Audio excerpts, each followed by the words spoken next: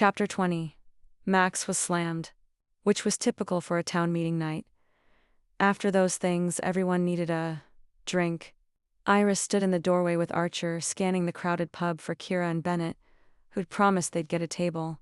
Instead, she spotted Noah first, his height and his hair making him stand out in the crowd. He waved and Iris waved back. "They're over there. Come on." She grabbed Archer's hand and started pulling him through the crowd. It was what she would have done with whoever she was with, grabbed their hand, but now that Archer's fingers were tangled with hers, she couldn't think about much of anything else. They were big and rough, calloused on the palms. Strong, capable, talented hands. Thankfully, they arrived at the corner booth her friends had snagged, before Iris could let her mind wander to all the places she would like those hands to travel. She dropped his hand before Kira could comment on any of the things Iris could tell. She was thinking. It shot her a "don't you dare" glare that just made Kira's smile grow. "You made it." Annie was standing beside the booth with Kira, and she greeted them with hugs. Archer's startled face from inside of Annie's embrace made Iris giggle. "Of course we did," Iris said. "The after-meeting drinks are the best part of the town meeting." "Cheers to that," Logan said from his seat in the booth, raising his pint in Iris's direction. She was pretty sure he hadn't even made it to the meeting in the first place. That was another bizarre example of Dream Harbor's quirkiness, Kira said. "Oh, you love it." Annie bumped her with her hip and Iris smiled at her friends. Already crowded in the booth with Logan were Hazel, Jeannie and George. Noah was taking their drink orders to bring up to the bar, so she ordered a hard cider and Archer ordered a local ale. The book club was taking up most of the stools at the bar, the PTA parents were getting rowdy in the back corner, and several of Iris's favorite aerobic students were sipping their wine and working on an enormous basket of fries at two of the high-top tables in the center of the pub. The whole place was dark and homey as all good pubs should be. Dark wood, dark furniture, dim lighting. The perfect place to be on a rainy April evening. Behind the bar, Amber and Isaac were scrambling to fill drink orders, and Noah ended up waiting on more than just their own table. Iris saw him making the rounds around the dining room. "So, you brought the chef," Annie said, letting her gaze wander to where Archer was still hovering somewhere over Iris's shoulder. "Yep, he needed a night out. To hope it's all right that I crashed your night," he said. His voice a deep rumble that Iris could feel vibrate down her spine. The crowd had forced him to stand closer. His breath tickled her ear when he spoke. "Honey, half the town is here." Kira yelled to be heard over the din of the crowd, and the music streaming in over the speakers. "You didn't crash anything." She leaned a little tipsily into Iris. "Have you been drinking already?" Iris asked her and Kira winked. "We had to get here early to get the booth," she said. "And then we may have done a couple of shots to pass the time." "Okay, where's Bennett?" Iris asked, scanning the bar. The first thing to go when Kira got tipsy was her filter, and Iris really needed her to keep that thing on tight right now. "Bathroom." "He'll be right back." Kira refocused her attention on Archer. "So," she said, tipping her head as she examined him. "Oh Lord, here we go." "Archie," Kira went on, and Iris expected Archer to correct her, but his laugh caressed the back of her neck instead. "Settle an argument for me, okay? Grits and polenta are different, right?" Iris blew out a sigh of relief. A food question, that was fine. Demanding what business Archer had licking his employee was another matter altogether, and of course Iris had already told Kira about that. She required 0 drinks to lose her filter. For sure, they're both made from ground con, but the prepared differently, texture is totally different. Polenta is usually coarser. And, "Thank you, that's what I said," Kira shouted. "Where the hell is Bennett? I told him they were different." With that argument won, she stormed off in the direction of the bathrooms. "I want to introduce you to someone," Annie said, breaking the weird silence Kira left in her wake and tugging Archer by the sleeve. He looked back at Iris with a shrug as Annie led him toward the bar, so she followed close behind. She didn't trust any of these people not to make things even more weird between her and her boss. "Archer, this is Mac." "Mac, Archer," Annie said, gesturing between the two men. "Mac's basically your only real competition in this town." "Oh," Archer said. "Competition for what?" "Food," Annie replied, leaning against the bar. Mac hadn't stopped staring at her since they came over. "Are you saying my food is good, Annie?" he asked. Annie flicked her gaze toward him with a sigh. "I would never say that, and you know it." He shook his head, his mouth tipping into a cocky smirk. Mac is a cook, she said, clearly leaving out any evaluation of said cooking. So I thought you two should meet. Are you sure you didn't just want an excuse to come over here and talk to me? Mac asked, leaning closer to Annie across the bar. Their eyes met, and even Iris could feel the heat. I was just trying to be neighborly, Annie ground out. I'm sure you were, darling. Don't call me darling. Mac grinned. They held each other's stare for so long. Iris was considering slipping away with Archer before Annie and Mac either started kissing or someone got stabbed, but finally Annie broke first and looked away. Do you two need a minute too? Make out? Murder each other? Talk? Iris asked. Of course not, Annie said briskly, like they hadn't all just witnessed some sort of staring contest foreplay situation. I just thought these two would have something in common. Mac stood back to his full height and nodded to Archer. Yeah, of course. I'm no world-renowned chef, he said, meeting Archer's hand for a shake above the bar top, but it's nice to meet you. Hey, good food is good food, Archer said. And right now, I'm not sure this town thinks my food is any good. Mac scoffed. Don't worry about it. This place loves to fuck with people. They'll calm down eventually. They don't like to fuck with people, Annie said. They just like to protect what makes Dream Harbor special. And crappy diner pancakes make Dream Harbor special? Mac asked. Don't speak ill of the pancakes, Iris hissed. They'll hear you. She glanced around at the crowded bar and Mac laughed. Sorry, Iris. And no offense, man. None taken, said Archer. I can't even get them right anyway. You will, Iris said, running a hand down his arm, only realizing when she reached his wrist that she was tracing the muscles she was so fond of staring at. She yanked her hand back. I'm sure you'll figure it out. Archer's dark gaze was on her and she felt her cheeks heat from the attention. Annie cleared her throat. Do you two need a minute? Tea. She raised an eyebrow in question with a knowing smirk on her face. Nope. We don't need a minute for anything, Iris said. Mac just shook his head. I gotta get back to work. It was nice to meet you, chef. Yeah, you too. Oh, is that Jacob and Darius? I have a bone to pick with them.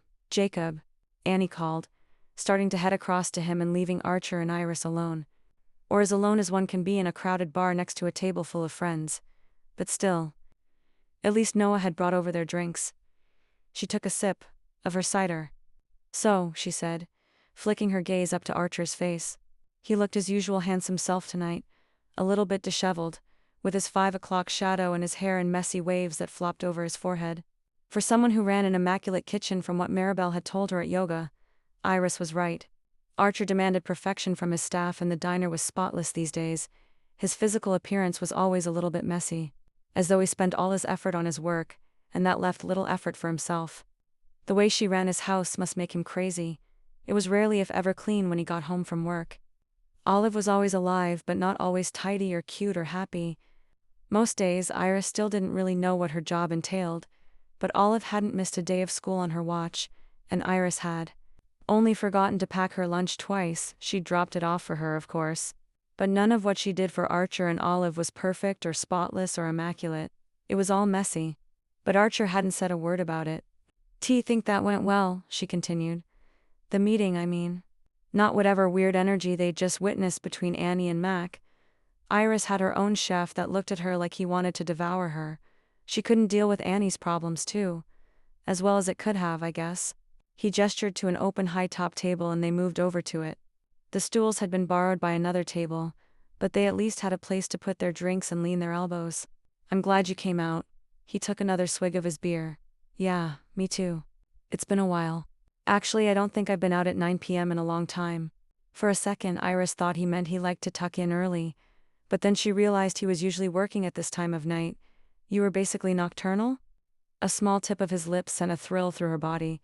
Basically, isn't it nice to be able to see the sun now? I wouldn't know. It's been raining since I got here. Iris shrugged. It'll clear up eventually. He was studying her over the rim of his glass, and Iris fidgeted with the pull tab on her can of cider. The coziness of the pub was suddenly too hot, too close. She wished this tiny table between them was bigger. How on earth was she supposed to maintain friendly professionalism when the man looked at her like that? All that, yes, chef. And do anything he asked? Dark intensity aimed directly at her? It made her want to say, "Uh-oh, danger, Iris, danger." It was exactly that type of attitude that had led to those sweaty two-night stands in a stranger's tent at a musical festival, and to her mother changing boyfriends every other year. In that way, she and her mother were the same, chasing that spark, falling for men that burned hot and then burned out. Would Archer burn out? How do you do that? He asked. Iris blinked. Do what? Turn a glance into an entire relationship in her head? Easy. A very active imagination. Probably not what he was asking, though. Do what? You're always so positive about things. Oh, that, she shrugged. It's a double-edged sword. It's also why I'm always late. Optimistic people are overly optimistic about their ability to get somewhere on time, and they're usually wrong. Archer's smile grew and there was that damn dimple. Are you not a positive person? She asked. Archer's smile morphed into a frown. I'm not really sure. For so long, I just set my mind to something and then I did it. I didn't really think about whether it would work out or not. His laugh was a little harsh, a little bitter. For a while I actually thought I was in control of how things would go. He shook his head. You told Olive she was the best surprise. Did you mean it? He was quiet for a beat and Iris was sure she'd overstepped, but things felt different here at the pub. They were just two people out for a drink. Not a boss and employee, a father and a nanny. And besides, they were surrounded by people instead of being alone in the kitchen. How much trouble could they possibly get into, right? I meant it. She's... single quotes. He huffed a frustrated sigh. It's hard to explain. At first I felt bad I didn't have this instant love for her, like this immediate fatherly reaction. But now, I don't know. When she looks at me with those big eyes. I feel ya. Those eyes are killer. Archer laughed like he was relieved that Iris had jumped in and agreed with his confusing and messy and beautiful feelings about Olive. Yeah, they are. And she's so vulnerable. She really needs us, Iris. Iris swallowed hard. The way he just lumped them together did incredibly concerning things to her insides. Did she like it? Did she want Archer to think of them as a little family? Or was that thought insane and terrifying? She internally shook herself. That wasn't what he said anyway. He was just stating the facts. Olive, a minor who was literally incapable of feeding herself, needed both her father and the woman employed to take care of her during the day. Right, that was all. No need to get tummy-swooping feelings over that. And she's funny too, Archer went on. And oh my God, when she wants to cook with me, that melts my heart. Iris grinned. See, soft and gooey? He laughed. I guess you're right. He shrugged. Anyway, yeah, I guess I did mean it. She was the best surprise. Even me insane, and this town single quotes. Though I still miss my old life. A lot, and that diner is growing on you. The rest, not so much. Iris waved away his list. Yes. I get it. The kid is, he smirked. Other things are growing on me too. Aha, she was right. Flirting was back on the table when they were out here in the world. It was safe out here.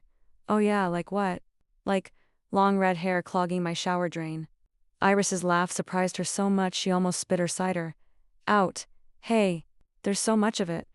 He said it like it was a problem, but the way he was eyeing her braid made her think that maybe it wasn't a problem at all. Iris smiled. It's not red anyway. It's strawberry blonde. Oh, excuse me for not knowing the exact color of the hair. Causing plumbing issues. You're exaggerating, he laughed. Maybe a little. His eyes roved over her before landing back on her face. Nice to know you're thinking about me while you're in the shower, though, she teased. Oh, Iris, you have no idea. The words were a low rumble, muttered under his breath as though maybe she wasn't meant to hear them. But she had. And the idea of Archer thinking about her in the shower zipped through her body, hot and dangerous.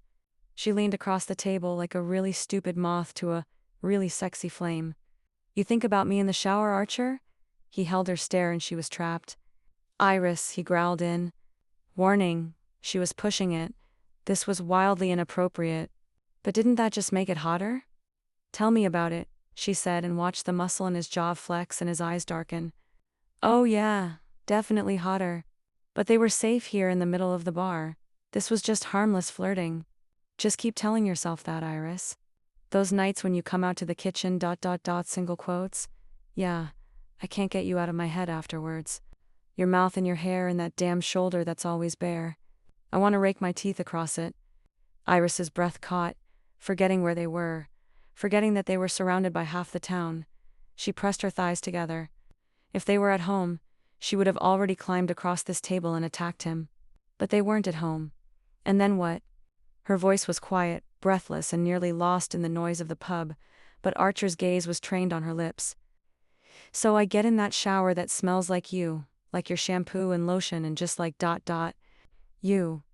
And I think about how you were naked in that same spot earlier that day. And I think about what would happen if I had joined you. Iris let out an involuntary groan, and the place was loud enough that no one heard.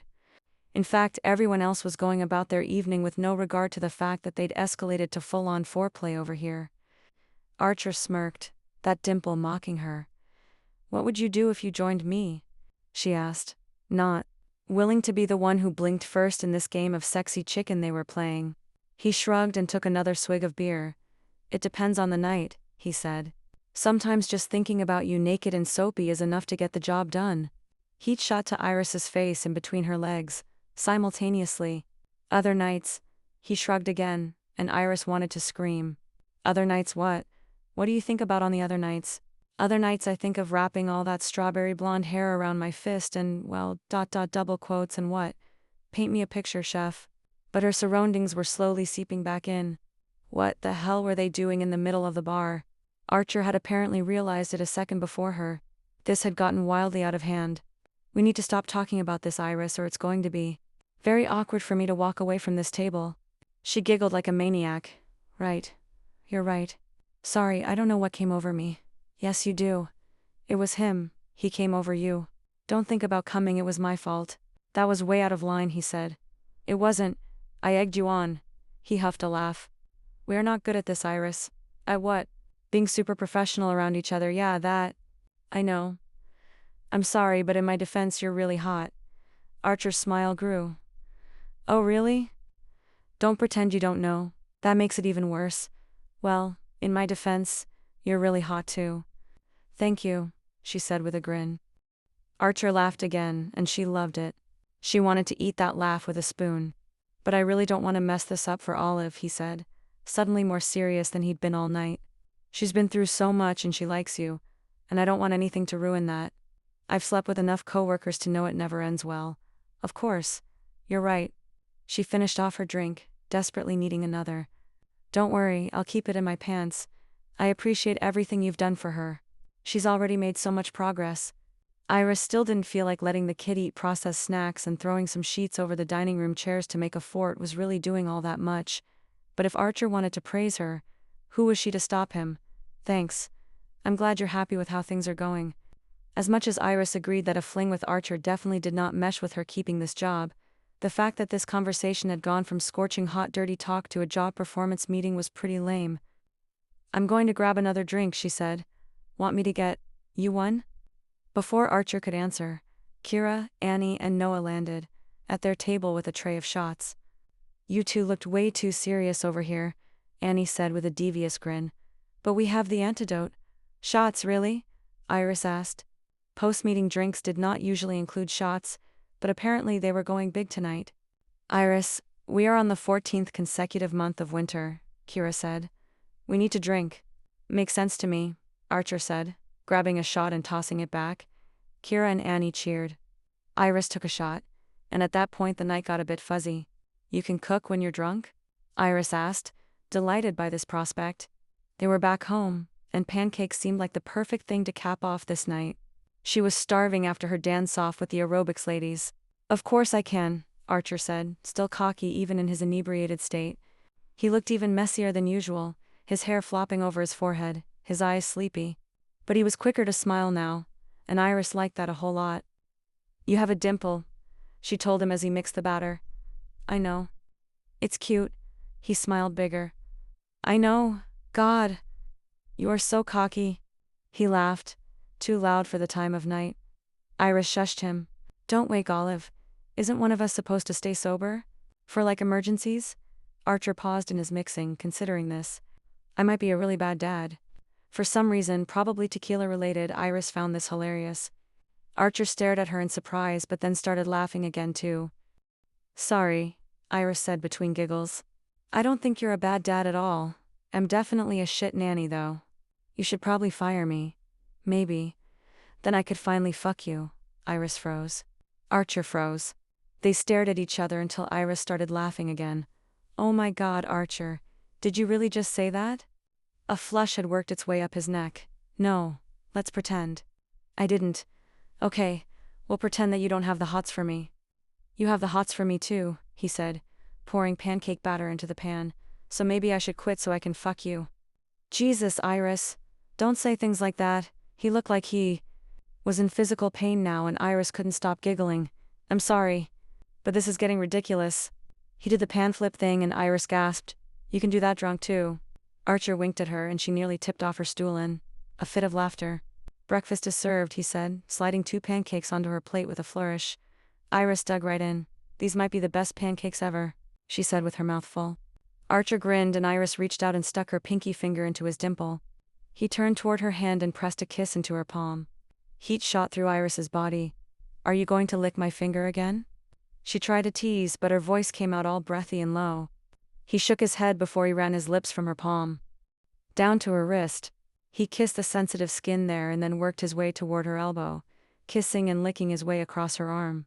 You're so soft, he murmured, salty and sweet. Perfect.